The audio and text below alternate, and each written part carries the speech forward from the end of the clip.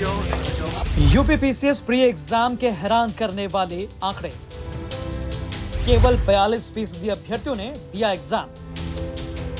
कुछ के लिए कठिन, कुछ के लिए लेंदी था पेपर। 22 दिसंबर को सूबे के 75 जिलों में यूपी पीसीएस प्री का एग्जाम करवाया गया।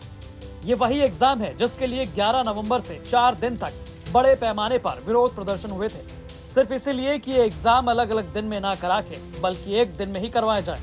आयोग ने बात मानी और ये एग्जाम हुए। लेकिन बड़ी हैरानी की बात यह है कि करीब 42% अभ्यर्थियों ने ही इस एग्जाम को अटेम्प्ट किया।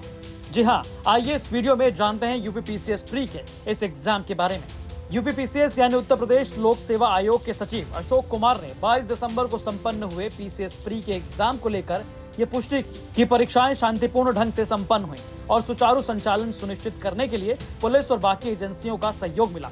इसके अलावा ये भी जानकारी दी गई कि परीक्षा के लिए आवेदन करने वाले 5,76,154 अभ्यर्थियों में से केवल 2,41,212 यानी लगभग 42% ही उपस्थित हुए।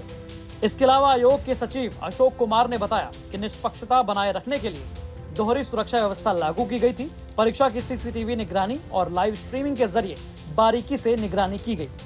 इसके अलावा उम्मीदवारों की आंखों की पुतलियों और बायोमेट्रिक स्क्रीनिंग की गई ताकि किसी भी तरह की प्रॉक्सी उपस्थिति को रोका जा सके। अब आइए जानते हैं अभ्यर्थियों को ये एग्जाम कैसा लगा। हालांकि सबके पैमाने तैयारी के अनुसार अलग अलग हैं, तो अभ्यर्थी ये कहते नजर आए। बट हाँ, पेपर का लेवल डिफिकल्ट हो गया इस बार से। यूपीएससी पैटर्न है, थोड़ा है डिफिकल्ट है, मतलब वो तो नहीं रहा है पहले वाला। क्या उम्मीद है?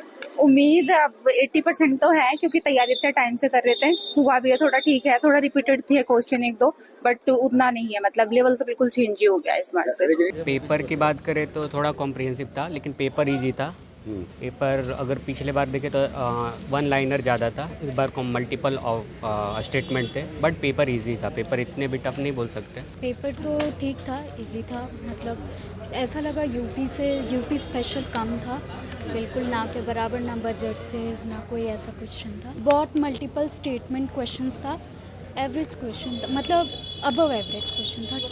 टफ भी नहीं बोलेंगे पर इजी बोलेंगे। खैर, ये वही एग्जाम है जिसमें नॉर्मलाइजेशन हटाने को लेकर बड़ी संख्या में अभ्यर्थियों ने 11 नवंबर 2024 को विरोध प्रदर्शन प्रयागराज में किया था। आंदोलित अभ्यर्थियों ने अलग अलग दिन परीक्षा कराने का बड़ा विरोध किया था। सिर्फ यही एग्जाम नहीं बल्कि आरओ परीक्षा को लेकर भी यही मांगे थी।